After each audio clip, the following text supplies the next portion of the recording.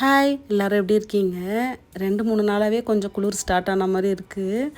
இன்னும் 1 மாதம்தான். 1 மாதத்துக்கு அப்புறம் குளிர் ஃபுல் ஃப்ளெட்ஜாக நல்லா ஸ்டார்ட் ஆகிடும். குளிரை நினச்சா இப்போவே பயமாக இருக்குது.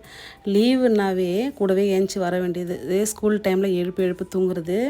அதுவும் ஒருத்தர் ஏஞ்சா இன்னொருத்தர் எழுப்பாமல் விடுறதில்ல. இப்படி தான் லீவ் டேஸ்லாம் போகுது.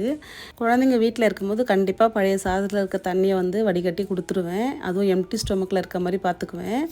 மோக்ஷித் குட்டி மட்டும் குடிக்க கொஞ்சம் அடம் பண்ணுவான். எப்படியாச்சும் கன்வின்ஸ் பண்ணி குடிக்க வச்சுருவேன். கட் ஹெல்த்தை மெயின்டைன் பண்ண ரொம்ப யூஸ்ஃபுல்லாக இருக்கும்.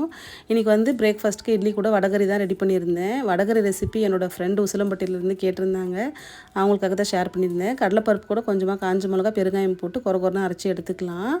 தாளிப்புக்கு பிரியாணி ஸ்பைசஸ்லாம் போட்டு பச்சை மிளகா, வெங்காயம், தக்காளி, நமக்கு மசாலா என்னென்ன வேணுமோ எல்லாமே ஆட் பண்ணி நல்லா வதக்கிட்டு கொஞ்சமாக தண்ணி வச்சுட்டு அரைச்சி வச்சுருக்க கடலைப்பருப்பு மிக்ஸை தவால ஷாலோ ஃப்ரை பண்ணிவிட்டு நல்லா உடச்சி மிக்ஸ் பண்ணி கொஞ்சம் நேரம் கொதிக்க வச்சா ரெடி ஆகிடும்.